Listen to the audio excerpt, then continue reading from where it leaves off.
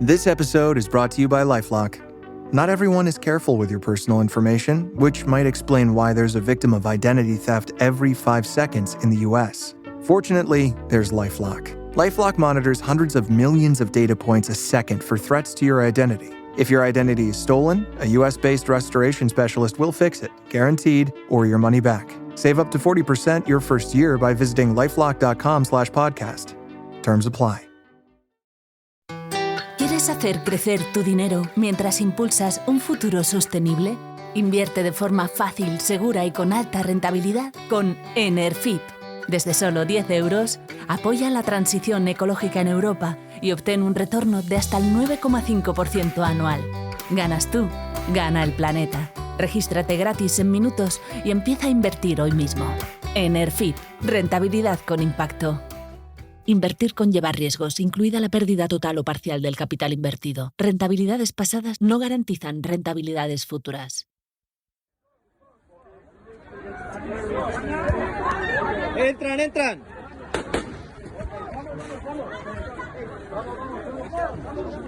Vamos. España, vamos. España, vamos.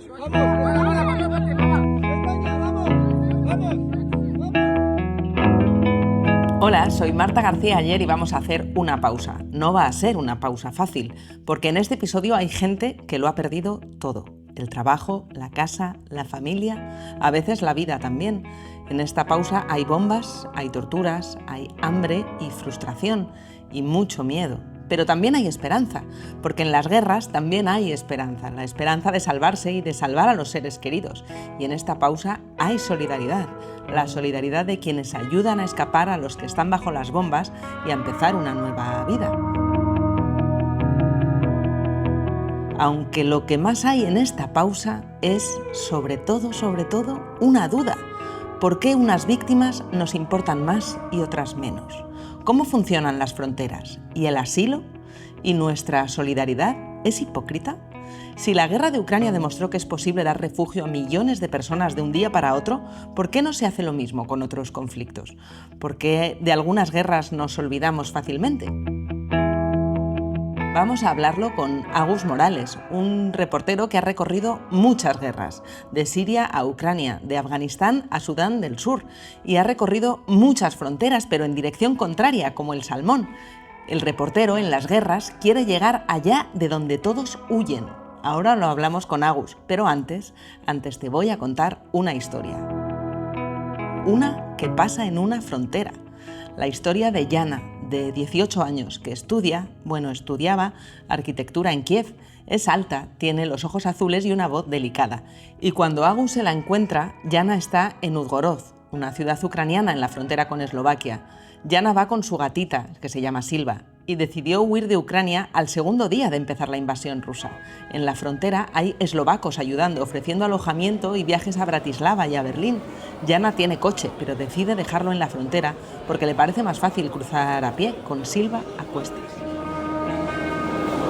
Y también está Victoria, que es de Yarkiv, y ha llegado a la frontera ucraniana en tren. Ella quiere llegar a la República Checa porque tiene amigos allí que espera que la puedan ayudar. Lleva 36 horas en el tren, sin comer ni dormir, pero la ayuda humanitaria que ve en la frontera le da esperanza. Y como Yana y Victoria, millones de ucranianos salieron en pocas semanas de su país y empezaron una nueva vida en otros países europeos huyendo de la guerra que había empezado Putin. Pero hay también, en esta pausa, otra historia muy distinta. La historia de Numer.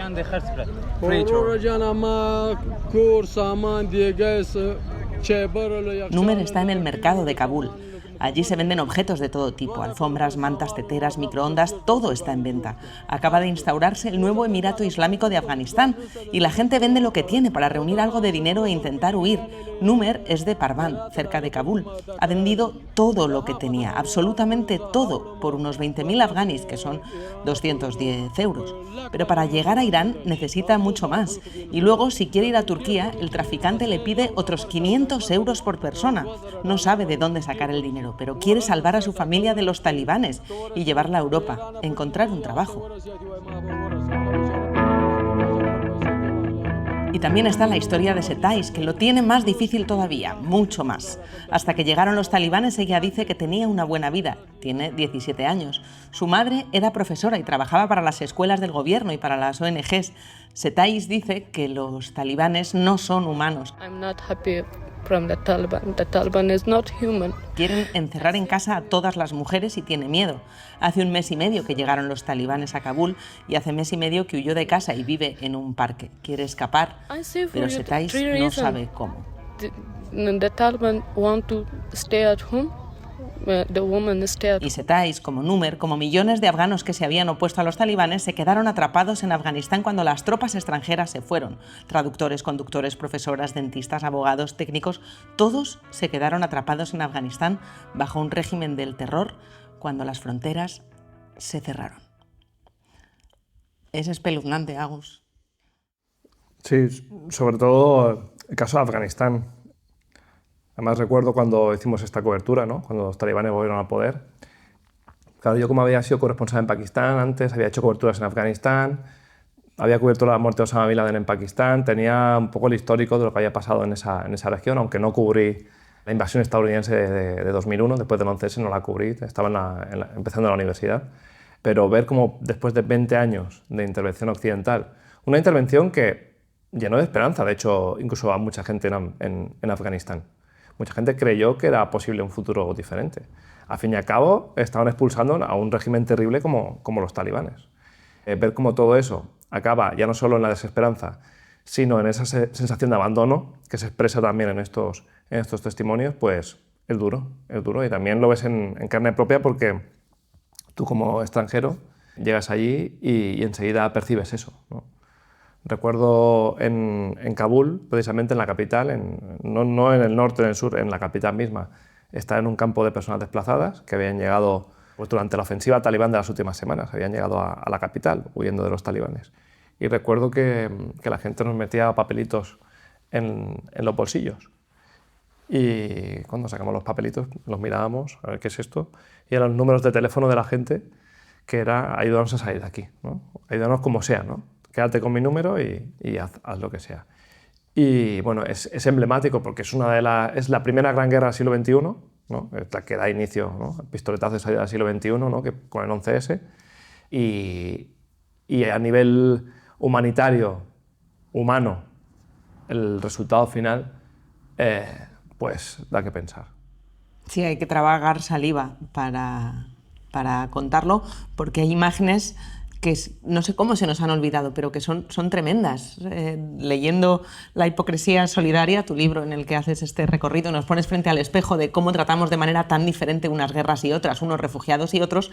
He recordado la imagen de los afganos colgándose de los aviones que se iban en las últimas repatriaciones, en aquella evacuación de ciudadanos afganos, que dices que recuerda a la lista de Schindler. Claro, eran los últimos que se iban a salvar, que no fueron ni mucho menos todos los que tendrían que haber tenido derecho a ello.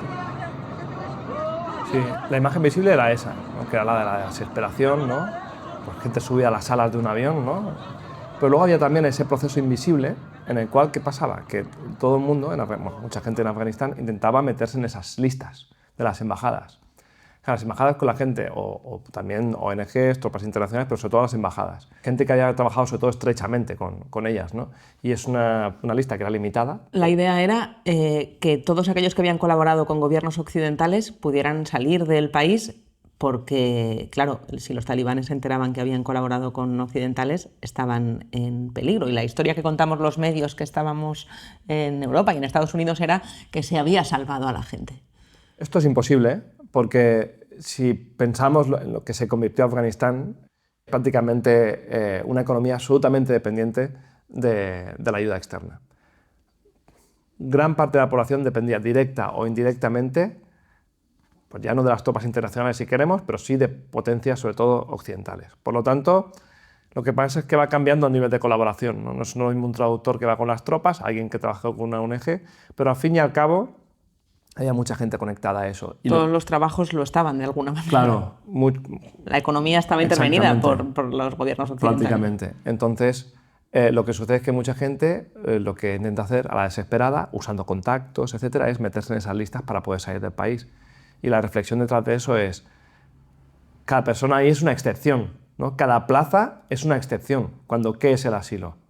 Es todo lo contrario, es un derecho universal, ¿no?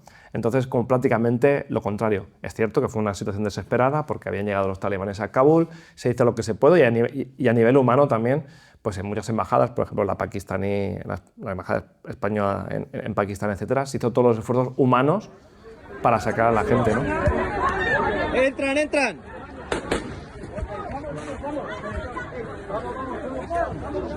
Vamos. España. España, vamos. Vamos. España, vamos. Vamos. Pero el sistema, digamos, cómo estaba funcionando o cómo se planteó, pues al final no fueron más de 200.000 personas las que pudieron salir del país en ese momento. Y luego lo que pasó, pues que mucha gente intentó cruzar de forma irregular a Irán o a Pakistán y ya no fueron más allá de ahí. O sea, no hubo una operación para decir vamos a apoyar a todo aquel que necesite salir del país. Hubo abandono y de hecho, hasta 10 días antes de la vuelta de los talibanes a Kabul, países europeos estaban deportando a afganos diciendo que Afganistán era un país seguro. Eso cuando ya los talibanes estaban conquistando diferentes partes del país y ya acercándose a Kabul, ¿no? Por tanto, bueno, es la historia ya no solo de un fracaso militar, esa es la parte que hemos visto todos y todas, ¿no? Sino también de un abandono, yo creo. Y de un olvido, porque no apenas hablamos. Ya no les quedan cosas a los talibanes que prohibir a las mujeres afganas. Las últimas noticias que hemos ido dando de Afganistán era cuando prohibían las peluquerías, cuando cerraban las escuelas, cuando ya no podían hablar en público, cantar, estudiar, no pueden hacer nada, y cuando se quedaron sin cosas que prohibirles, dejamos de hablar de ellas. Es que los talibanes no han cambiado su ideología, eso quedó claro desde el principio. Y no es que estemos en un régimen talibán 2.0, porque no es una vuelta al pasado, es peor aún, se perdió la esperanza del cambio y ahora han vuelto los talibanes. Y efectivamente, y eso al principio intentaron guardar un poco las formas, pero tampoco, o sea, yo creo que en general lo dejaron bastante claro, que pues la mitad de la población prácticamente no existe a nivel de ciudadanía. Se la quiere eliminar del espacio público de forma absoluta, ¿no? Que son las mujeres. También minorías como la minoría hazara, etcétera, pero este caso es el más importante. Y efectivamente nos llegan solo algunas informaciones sobre el último edicto talibán contra las mujeres, etcétera, pero ya ha quedado efectivamente en el olvido. Y la vuelta al poder de los talibanes marca ese momento el principio del silencio, ¿no? Y ahora es una zona del mundo que ha vuelto a caer en el olvido hasta que vuelva a pasar algo y se vuelvan a poner ahí los focos y veremos lo que ocurre. ¿Cuándo fue la última vez que estuviste en Kabul? Bueno, en 2021, para cubrir precisamente el regreso de los talibanes al poder. ¿Y cómo era Kabul antes de los talibanes, el Kabul que tú conociste? Claro, yo Kabul que conocí ya era con la intervención occidental, era un lugar sobreprotegido. Eran los años en los cuales ya estaban volviendo los talibanes, ¿no? Porque recordemos, y ya por dar un contexto más general, que ¿qué pasa en Afganistán? Al principio los talibanes son expulsados absolutamente del país, pero poco a poco van volviendo. Y buena parte de esa vuelta de los talibanes tiene que ver con una distracción muy importante de Estados Unidos, que fue Irak, ¿no? Empezó la guerra de Irak y ahí empezó, sobre todo ya a partir de 2007, la vuelta de los talibanes sobre todo al sur y al este, que son sus zonas tradicionales de influencia, y en aquel momento Kabul se registraban atentados continuamente, sobre todo contra intereses extranjeros, era uno de los momentos más complicados de la guerra y ya se veía que se estaba torciendo esa guerra. Pero yo, honestamente, no me imaginaba que hasta el punto de que hubiera una victoria total de los talibanes. Yo hasta el último día, el 14 de agosto, fue el día 15, pues el día 14, no me creía aún que pudieran regresar al poder. Y claro, 20 años después tenemos al régimen talibán de vuelta, cuando lo que en teoría se había ido ahí era para desmantelar a la red terrorista Al-Qaeda y para echar a los talibanes del poder. En tus viajes no solo hay geopolítica y conflictos, también hay vida cotidiana. Y entiendo que cuando un lugar se apaga o se aísla, como es en el caso más extremo de Afganistán ahora, también está la parte cultural que se pierde. Tú hablas de lo que se come allí, de las fiestas de la gente, de lo que suena en los mercados, ¿no? ¿Cómo recuerdas ese Kabul o esos pueblos? Porque no solo la capital, tú recorres los países en pequeños pueblos y en fronteras ignotas. Sí, a mí siempre me gusta ir con libros en la mano o en la cabeza, y en concreto en Afganistán, cuando vienen los talibanes a poder pasa algo, y es que esa ruta que pasa por el paso de Khyber, que es el que comunica, uno de los que comunica Afganistán y Pakistán, se abre. Algo que en aquel momento no me imaginaba, ¿no? Porque no sabíamos si se podía entrar, si la prensa extranjera podría entrar, y se abre, y toda esa zona... Claro, yo cuando estaba de corresponsal de Pakistán, que es el país vecino, era muy difícil moverse, ¿no? Había muchos atentados y tenías que tener permisos para ir a los lugares, ¿no? Entonces, por primera vez, puedo realmente hacer un viaje que siempre había soñado, aunque fuera en un momento pues, duro de la historia de la región, pero que era desde Islamabad, pasando por el paso de Khyber, hasta llegar a Kabul. Y ese viaje precisamente está no relatado, pero sí evocado en un libro de Octavio Paz, que es Ladera Este, es un libro de poemas que escribió en la década de los 60. Los montes son de hueso y son de nieve. Están aquí desde el principio. El viento acaba de nacer, sin edad, como la luz y como el polvo. Molino de sonidos.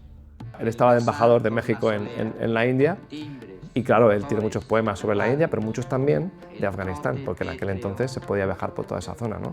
Y pues sus descripciones de sus poemas sobre las montañas, sobre los pasos que te iban a Kabul, pues, o sobre Herat, pues yo cuando lo veía, digo, es que es la misma sustancia histórica, digamos, ¿no? O sea, como una evocación de la belleza. Sí, sí, total. Bueno, es que es un país bellísimo, ¿no? El problema es que pues ahora está bajo un régimen terrible, ¿no? Hemos hablado de los derechos de las mujeres, los derechos de las minorías, unas guerras sucesivas que han sufrido, tiene una historia reciente terrible.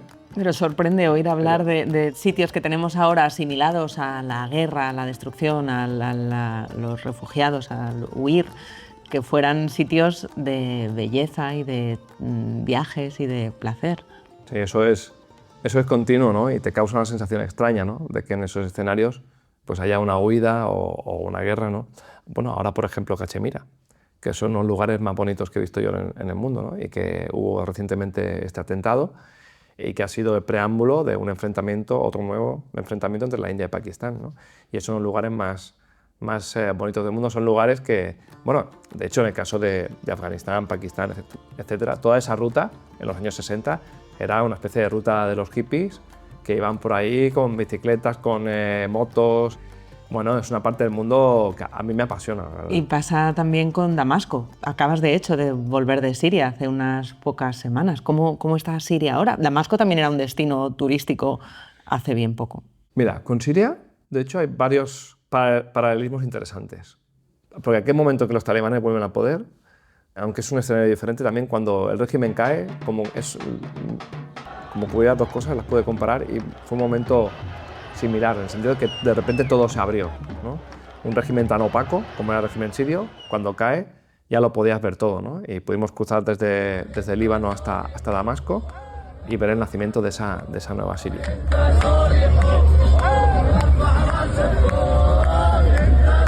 Que, por cierto, también la reflexión histórica es que tenemos, por un lado, a los talibanes en Afganistán. En Irak, de alguna forma, se vio el nacimiento del Estado Islámico. Y en Siria tenemos a un hombre que perteneció a la rama de Al-Qaeda en Siria, a Jabhat al-Nusra, ahora como hombre fuerte del país, ¿no? Por lo tanto, esa guerra contra el terrorismo, el resultado 20 años después, realmente es preocupante. Sí, el saldo no podemos decir que sea para que se enorgullezca ninguna potencia de lo que hizo. Sí, es bueno, para reflexionar. Pero allí, más que el paisaje, o la ciudad de Damasco, que tiene muchísima fuerza, ¿no? Que es una de las más importantes del mundo árabe, ahí sí que fue en aquel momento el paisaje humano lo que más me impactó en Siria, porque claro, te das cuenta de que la gente lleva mucho tiempo sin poder hablar y todo el mundo quería hablar. Ahora, Era dices. en Siria, cuando cayó el régimen. Me Ah, preguntabas, cuando ¿no? cayó el régimen, sí. Justo cuando cayó el régimen. Incluso, bueno, hicimos un reportaje sobre la gente que había salido de las prisiones de Siria y era como una especie de desesperación por soltarlo, ¿no? Como tantos años de represión de, bueno, gente que estaba en la cárcel que pensaba que ya iba a morir en la cárcel. Pero ahí fue lo que más recuerdo de esos días es esa explosión de la gente de querer soltarlo, ¿no?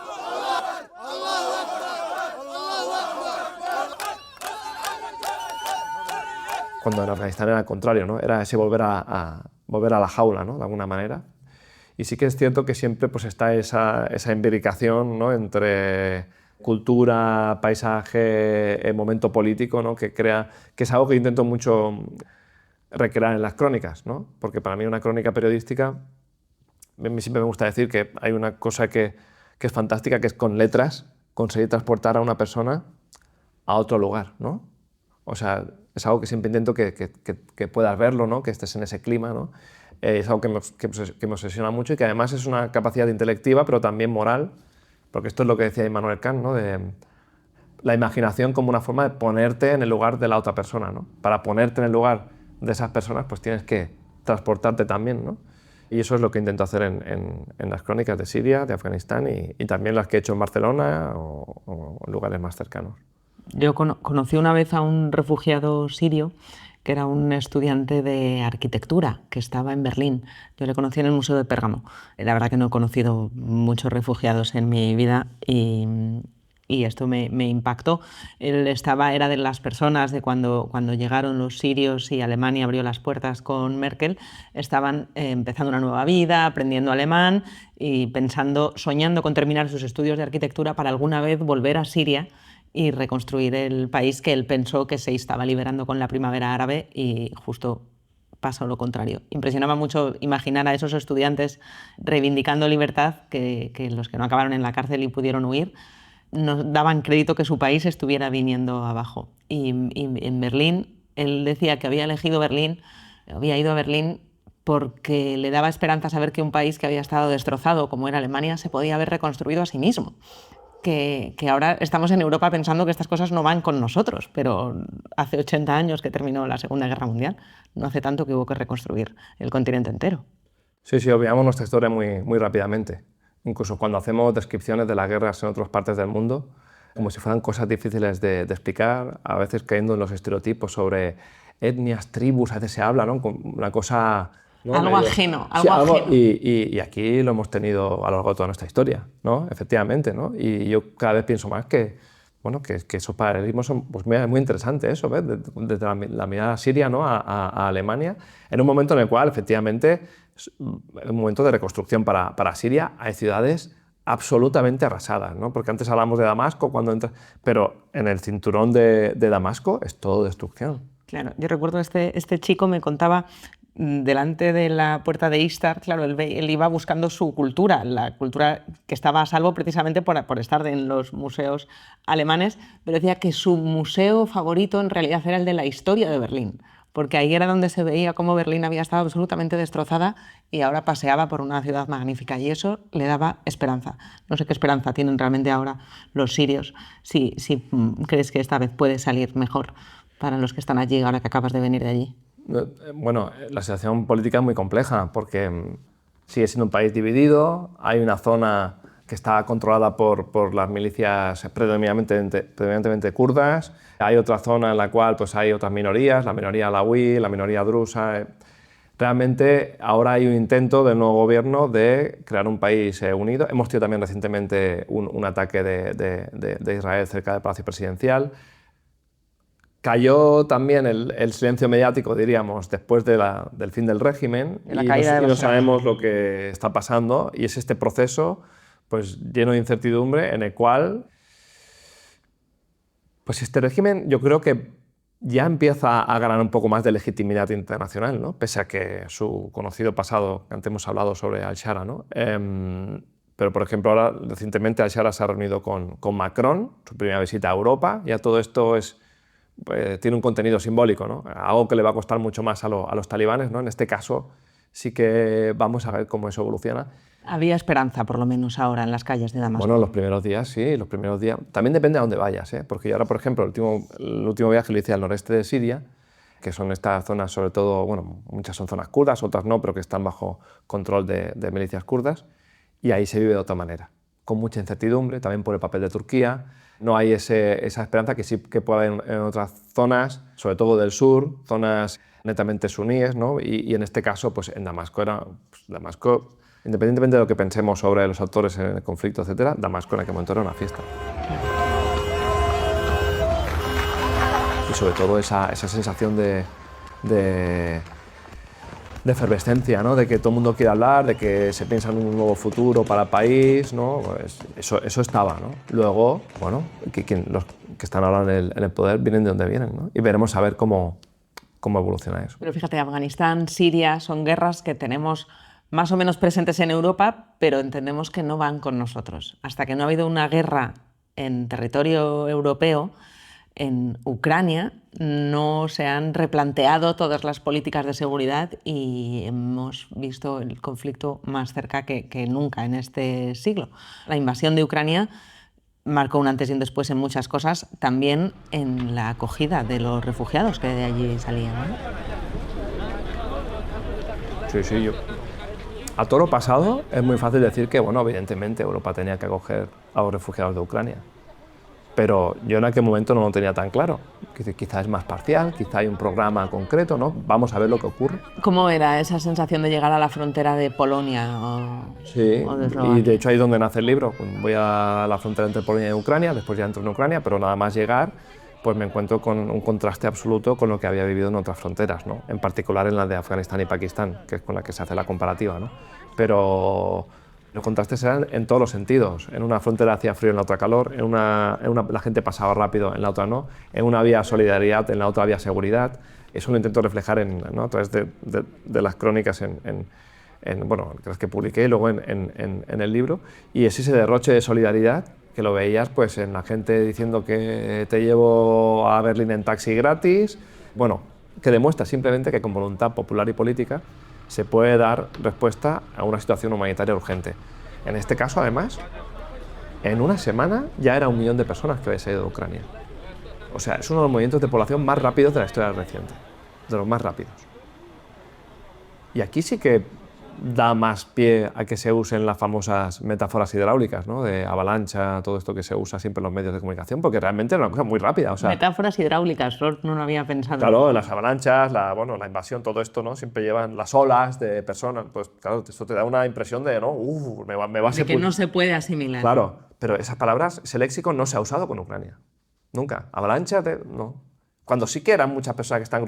Claro, ¿cuál era la diferencia? De forma ordenada, regular. Primero porque podían salir del país, al principio ya, porque durante 90 días los ciudadanos de Ucrania pueden estar en la Unión Europea, pero después sobre todo porque de inmediato la Unión Europea aprueba la Directiva de Protección Temporal, que hace que todo sea mucho más fácil. Claro, que ese tránsito masivo de personas que se desplazan a la vez, esas personas son o no regulares, son o no irregulares, no en función a las necesidades que tienen ellas, sino de la actitud de quienes les recibe. Esa migración fue regular porque Europa así lo decidió, porque podían haberlo sido también los afganos o los sirios, que al principio también lo fueron. Sí, bueno, en este caso con la salvedad de que, bueno, aparte de la continuidad geográfica, está ese elemento de que la gente realmente podía salir con pasaporte. Pero al fin y al cabo, aquí lo interesante es ese instrumento jurídico que, olvidado, que es esta Directiva de Protección Automática de 2001. Podría ser cualquier otra cosa, ¿eh? Pero que los instrumentos los tenemos. Y de hecho, ese mismo instrumento se llevó al Parlamento Europeo con Afganistán y no se aprobó en aquel momento. Ajá. A ver, lógicamente, la operación humanitaria que se hizo en Ucrania no se puede hacer en Afganistán. Primero, porque está el régimen talibán allí. Segundo, porque es más complicado logísticamente, etc. Pero es simplemente una cuestión de voluntad política y popular, ¿no? Que es decir, ante esto, ¿qué queremos hacer? ¿Queremos ayudar o no? Y fueron 6 millones de refugiados ucranianos, creo que son 6 millones los que se cuentan, 6 millones y pico hasta 2024, hasta el año pasado. Las cifras del 25 todavía no están. Y además es un número que puede ir cambiando un poco porque además la gente, que esto es importante, la gente se puede mover. Que esto es O sea, no es tan importante, yo creo, el lado económico, en el caso de Ucrania, sino que se demuestra que ese instrumento sirve para que personas que, por ejemplo, pues sean acogidas en España, yo he visto casos, entrevistas que he hecho, casos que he seguido, de gente que vuelve a Ucrania pues porque su casa quedó destruida y tiene que volver, porque tiene familiares, porque se quiere casar. Esa libertad. Otros instrumentos que tenemos de protección internacional a veces obligan a las personas a quedarse en un país mientras esperan la resolución, o son muy complejos, o se crea un obstáculos burocráticos. En este caso, me consta por ONGs con las que he hablado, personas implicadas también en los diferentes casos, que era mucho más fácil a nivel legal. Y creo que es importante. Y esa movilidad les ayuda a Muchísimo. buscar su camino. Primero, te da dignidad como persona, porque ¿por qué yo no puedo moverme de aquí a aquí si estoy esperando el asilo o si... ¿no? ¿Por qué no? ¿No? El hecho de que yo vuelva a mi país porque está en guerra no es porque quiera volver, sino porque necesito volver. Mi abuela. Sí, pensemos todos lo que pasaría si de repente tuviéramos que huir de nuestros hogares. Ese tipo de reflexiones quizá al público general no le llega tanto, pero son importantes para estas personas que están huyendo de la guerra. Hacia los ucranianos, afortunadamente, no hay una desconfianza social. No la ha habido y eso seguro que ha facilitado también su integración. Pero hacia los refugiados afganos, hacia los sirios, sí que la hay. Esa idea de que pueden suponer un peligro social. Sí. Hay varios escalones, yo creo, aquí, ¿no? Que esto lo intento desgranar un poco en el libro. Primero tenemos el componente directamente más racista, si quieres, que es el hecho de que si son personas blancas hay más identificación, ¿no? Con el público europeo. Esto, digamos, sería lo más explícito, lo más directo. Y que los ucranianos se parecen más a nosotros. Bueno, supuestamente, porque sí, porque exacto. Las rubias de 1,90 y ojos azules a lo mejor se parecen menos a las españolas que una siria. Y hay otros pueblos mediterráneos que no son europeos, pero bueno, en fin. Que nos parecemos más a los pueblos mediterráneos, quiero decir, bueno, que... Claro, pero eso existe, está ahí, está ahí. Pero luego también componente de clase, ¿no? Se habla mucho de clase media, de que incluso en algunos medios son como nosotros, este tipo de frases, eso es importante. Y de hecho pasó un poco con Siria en 2015, con ese amago de Welcome Refugees, de dar acogida a personas que sobre todo huían de Siria, que se empieza a pensar en eso, bueno, son de clase media, ¿no? Que es como el concepto mágico, son de clase media. Sí, ahí es donde se ve que el problema es el clasismo. ¿Cómo se llamaba el niño que apareció muerto en la playa? Aylan, sí. Lo importante que era reconocer a los niños que llevamos al colegio en las zapatillas y en la manera en la que estaba vestida Aylan. Exacto, la marca de las zapatillas, como que eso humaniza en el sentido de que entra en nuestro universo simbólico, que es el de consumo, etc. Eso existe. Y luego, lo que planteaba sobre Siria y Afganistán, pues hay un elemento clave que también es la islamofobia, ¿no? Que es el hecho de pensar, pues todos son, pues en el caso de Afganistán son talibanes o están relacionados con los talibanes, etc. Lo cual pues es durísimo para una población que precisamente es la que más ha sufrido la represión talibán, ¿no? Bueno, y el elemento geopolítico que es importante porque para tú entender que hay una población que está huyendo de una guerra y que necesita ayuda, tienes que tener un relato, ¿no? ¿Qué está pasando? Y en caso de Ucrania quedó claro, ¿no? Que Rusia estaba invadiendo Ucrania, como así fue, y además se personificó incluso en Putin, ¿no? Y luego la gente huía de allí y lo vimos, las imágenes, etc. Y en otros casos no está tan claro, ¿no? Sabemos que huyen, pero no hay un relato tan claro, ¿no? De buenos y malos, quieres decir. Exacto. Exacto. Y aquí la implicación de Europa es clara también, ¿no? En cuanto a... ¿no? Pero por eso precisamente hablo de Afganistán, ¿no? Porque es un país en el cual la implicación de Occidente es directa y tiene una responsabilidad, ¿no? De la misma manera que me pareció muy, muy razonable. Y que de hecho para mí la acogida de refugiados ucranianos en Europa fue su mejor rearme. Rearme en el sentido de, ahora que se habla tanto, rearme en el sentido de unidad política, etc. O sea, en la Unión Europea, que había habido unos años complicados, con la mal llamada crisis de los refugiados, que fue una crisis de gestión interna realmente, con el Brexit, ¿no? Luego vino la pandemia, que yo creo que sirvió un poco para buscar esa unión, y esa acogida de refugiados de Ucrania también suscitó unanimidad. Se resistió la Hungría de Orbán al principio, se resistió un poco, pero al final fue una cosa que unió muchísimo, ¿no? Entonces, ¿por qué no podemos pensar también en la acogida como una forma de fortalecer las sociedades de acogida? Y de mostrar poderío, de ver la fortaleza y de la capacidad de gestión de todo un territorio. Efectivamente, pero yo en aquel momento pensé, quizá el cálculo de Putin también sea que esto va a crear que muchas personas huyan del país y que a ver qué hace Europa, a ver cómo lo gestiona. Porque otras veces hemos visto que eso... De campos de refugiados ucranianos hacinados en una frontera cualquiera, como pasa con otros. A ver qué pasa ahora, ¿no? Bueno, hemos visto, por ejemplo, los chantajes que le hace Marruecos a España, en otro sentido, ¿no? Claro. O bueno, Bielorrusia con la Unión Europea. Y con los ucranianos no pasó. No sucedió. ¿Por qué? Porque en este caso, pues la Unión Europea, digámoslo así, no se deja chantajear, sino que hace lo que tiene que hacer y que es legalmente y políticamente posible. Y es una situación de emergencia. Luego, a largo plazo, pues hay que plantear otros escenarios, ¿no? Pero... Me interesa mucho eso que decías de la islamofobia, porque a lo mejor no se entiende bien el concepto, no se diferencia bien la idea de islamofobia de racismo. Pero tú fuiste corresponsal en Pakistán, viviste allí varios años, sabes de primera mano que cuánta gente moría en Pakistán por los atentados yihadistas. Más, me parece que te he leído en alguna crónica, moría más gente de atentados yihadistas en Pakistán que por la guerra en fronteras, en países en Afganistán mismo. Sí. Y quiénes mejor que ellos van a saber lo que es ser víctimas del terrorismo yihadista. Sin embargo, en Europa, sobre todo en el siglo XXI, se ha generado mucho miedo y se ha asociado el Islam al terror. Y me parecía muy interesante cuando te he leído contar que la mayor parte de ataques yihadistas en Europa no han sido por gente que llegaba aquí en patera, sino por personas que vivían aquí, estudiaban aquí en la universidad, eran incluso nacidos aquí, ¿no? Que no llevan turbantes sino traje y corbata, esos terroristas. Sí, bueno, esto es el siglo XXI. Empezó con la guerra contra el terrorismo y toda, no sé, de análisis muy complejo, pero bueno, varias cosas, ¿no? En primer lugar, bueno, como decía, yo estuve de corresponsal en Pakistán, he hecho algunas coberturas en países de mayoría islámica y, por supuesto, son países, muchos, que están en un momento muy difícil de la historia y que realmente... O sea, Pakistán, por ejemplo, el camino que aún tiene por delante, ¿no? A nivel de pues, el papel de la religión en la sociedad, etc. Por no hablar de Afganistán, hablo de Pakistán porque estuve ahí de corresponsal, pues realmente se han dado pasos atrás incluso, ¿no?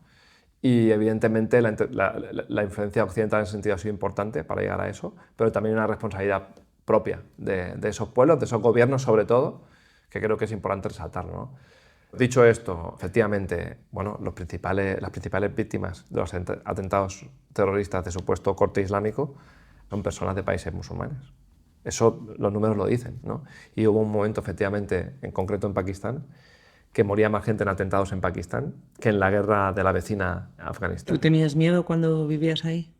Mira, precisamente como extranjero, no especialmente. A ver, tienes la prudencia que tienes que tener en ese escenario, pero no eras target. Bueno, en realidad sí.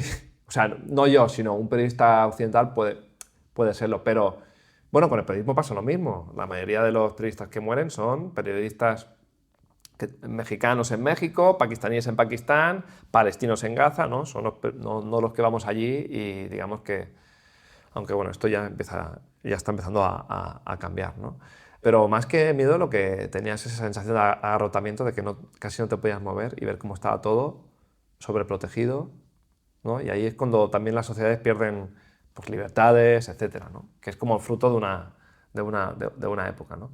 Y sí, se genera la paradoja que justo las personas que más han sufrido el terrorismo muchas veces, esto me he encontrado muchas veces que me han dicho, cuando van a pedir el asilo o cuando llegan a un país europeo en este caso, o a Estados Unidos, se piensa en ella incluso como terroristas, ¿no? Ya esta palabra directamente, ya no extranjeros, ya no, sino, no sé, tiene que ser muy doloroso, ¿no?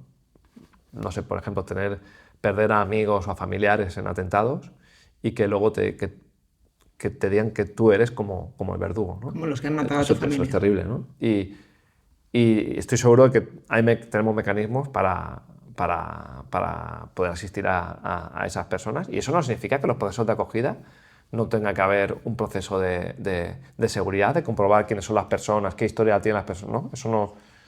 Pero, desde luego, son poblaciones enteras casi que son abandonadas, ¿no? En muchas ocasiones.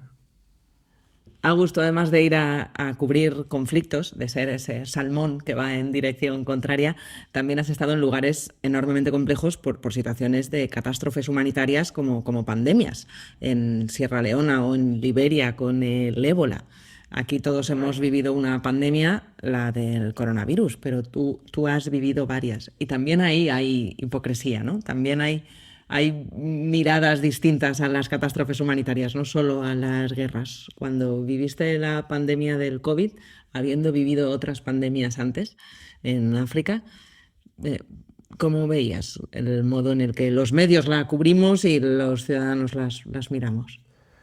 Sí, antes me preguntaba si había pasado miedo en Pakistán o en otros lugares. Yo donde más miedo he pasado fue en Liberia, en la epidemia de ébola en África Occidental, que además llegué en el momento del pico más alto y además el miedo estaba en el aire, porque el ébola, recordemos que es un virus que es más difícil de contraer, por ejemplo, que la COVID-19, pero que si lo contraes depende de la cepa, pero prácticamente la mitad de posibilidades, es cara o cruz, la mitad de posibilidades de que mueras o sobrevivas, ¿no? Entonces el miedo estaba en el aire y esa sensación intangible que era muy difícil de explicar en aquel momento, pues a mí se me quedó muy grabada y después cuando tuvimos la pandemia de COVID-19 como que recuperé todas esas sensaciones de aquel momento, ¿no? Y yo estaba en Barcelona cuando llegó el virus a España y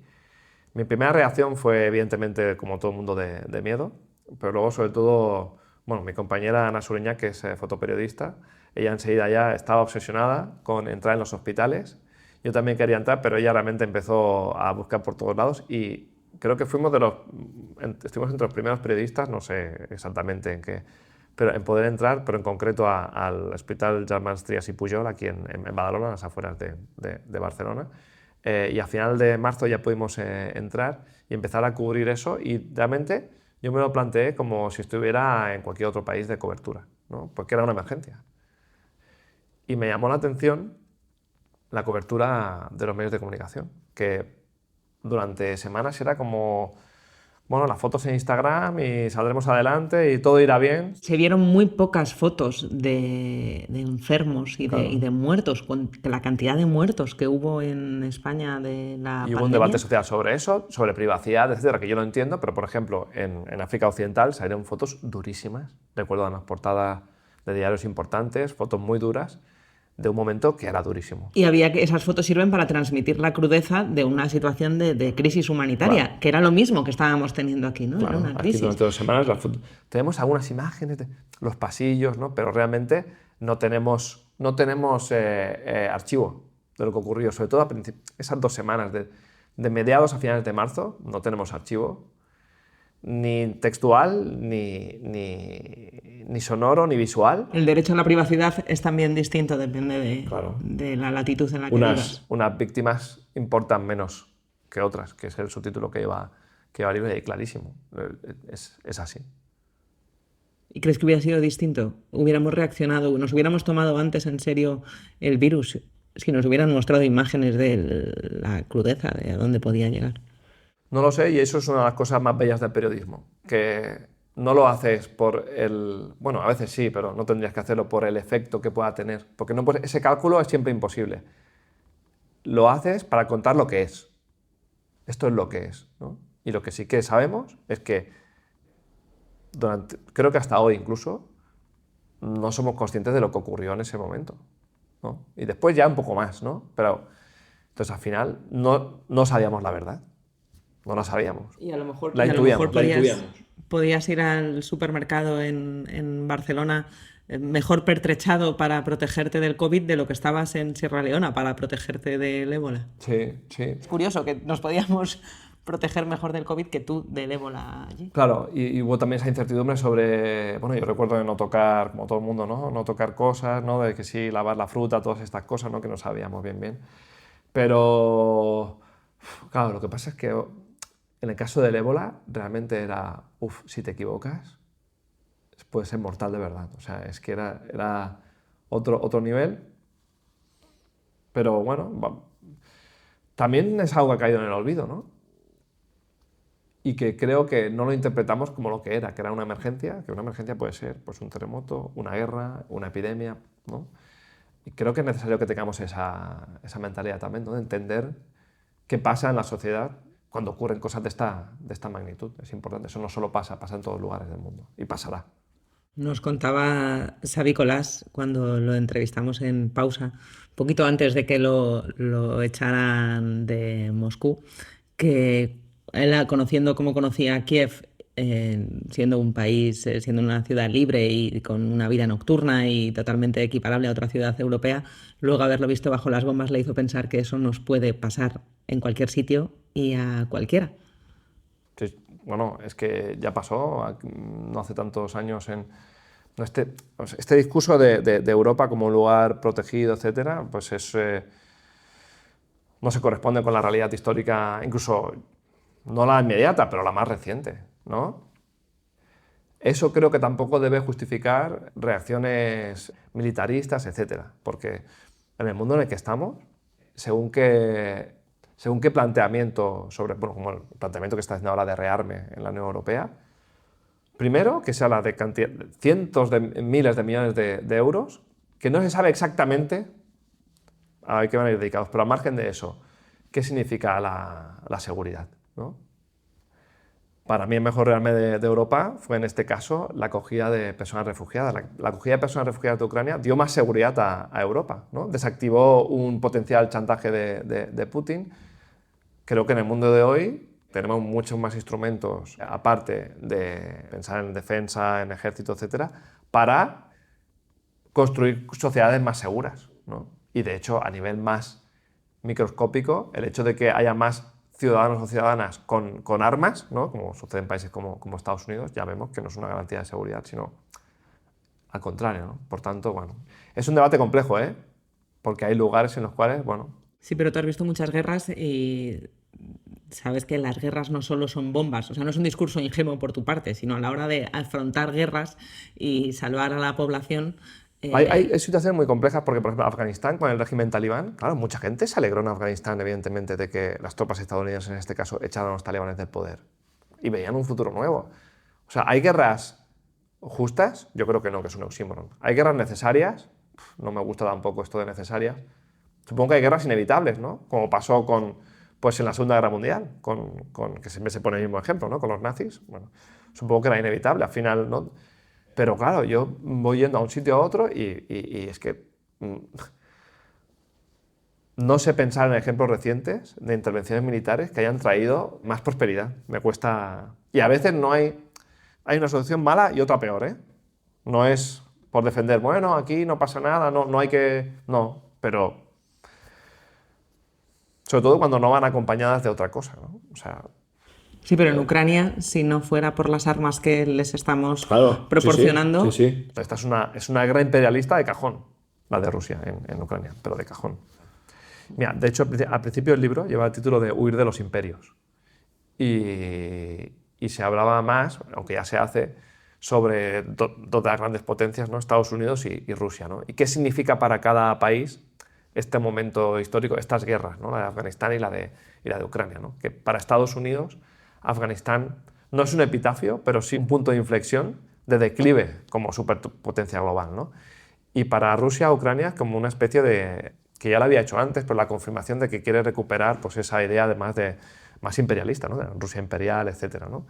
Y al final, en todo este juego político, pues están los que huyen de los imperios, ¿no? Que a veces... Desde el periodismo nos fijamos poco en estas personas o nos fijamos mal en ellas, con un discurso que puede ser a veces racista, a veces paternalista, que también es un error. Y pienso que es importante contar por dentro lo que están viviendo. Y la gente, porque si algo haces cuando viajas a todos estos sitios es hablar con la gente, hablar con las personas. Y cuando has estado, porque has estado, Agus, en tantos sitios que no sabría poner en un mapa, en Jalabad, en Torkham, en Transcarpacia, espero haberlo pronunciado bien, pero el ucraniano no se me da muy bien, en Kunduz. ¿Luego te acuerdas de la gente con la que hablas en estos sitios? ¿Vuelves a mantener contacto con ellos? Sí, es una cosa... Claro, este tipo de coberturas lo que tienes que son estáticas, porque sabes lo que ocurre en ese momento, ¿no? Pero yo cada vez más lo que hago, y en los libros aprovecho para hacerlo, es hacer ese seguimiento porque tengo contacto de muchas de estas personas.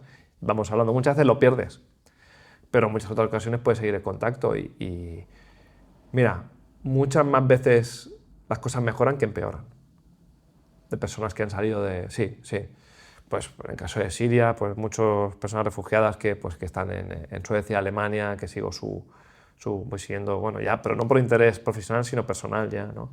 De Ucrania también, ahí veo ya mucho movimiento, que si hay unos que se van a Australia, otros en Europa, bueno, y va siendo la historia. Y también ves como para unas personas el tiempo va más despacio y para otras más deprisa, ¿no? ¿Por qué?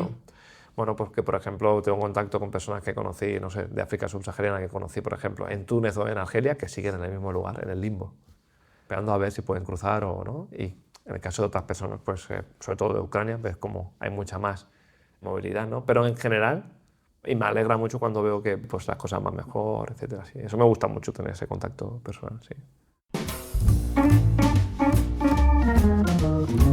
¿Y sabes algo de Jana? ¿O sabes algo de Númer? ¿O de Victoria? ¿O de Setais? No, en el caso de alguna de estas personas que han mencionado, no, porque dos fue en la frontera, que fue un momento que hablamos, pero sí que seguí mucho a varias personas como Sandra, etcétera, que conocí en un tren que estaba yendo hacia Uzhgorod, ¿no? Ya saliendo de Ucrania. Y ahí he ido siguiendo mucho a varias personas que estuve allí con ellas. Y sé que, por ejemplo, hubo una de ellas que llegó a Canadá, otra que era Sandra que se casó y que se fue a Australia, pero luego pudo ver a Ucrania también, bueno, con varias de ellas. Teresa sí. también, que era empresaria, me parece. My daughter is 15 years old, is staying there now and can live with it. I will do as well. First day, of course, when the war started, I was trying to talk to her. It was very difficult. She was crying all the time. The situation was very scary-fying for her because also because I was not present with her. Elena, empresaria, con ella sí que he vuelto a hablar y ellos volvieron. Ella estaba con otro empresario que se llama Víctor, volvieron a casa y salieron alguna vez más, pero están en Ucrania, y la última vez que hablé con ella sí que como que tenía mucha confianza en que las cosas mejoraran en Ucrania, pero bueno, esto fue un poco antes de que Trump volviera a poder, o sea que ahora luego le escribiré cuando acabe. Ya nos contarás.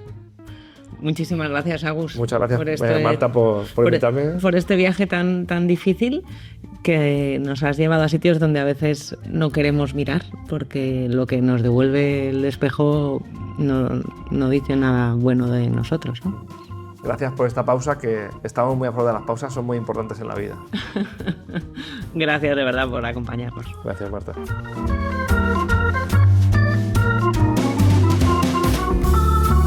Pausa, el podcast del Confidencial, dirigido y presentado por Marta García Ayer, con la realización y el diseño sonoro de Ana Schultz, la coordinación de Antonio Martín y la asistencia técnica y documentación de Íñigo Ita.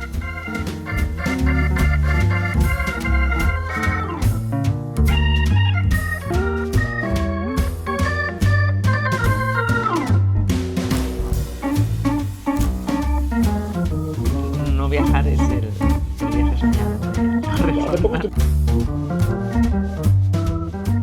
No viajar es el viaje soñado del corresponsal. Hace poco estuvimos en París, de hecho, con la Peque. Ah, ¿también hacéis viajes? Sí, haceros selfies en la Torre Eiffel. Sí, exacto, tal cual, el fin de semana para el puente. Sí, fue muy bien, sí, eso hace falta porque sí.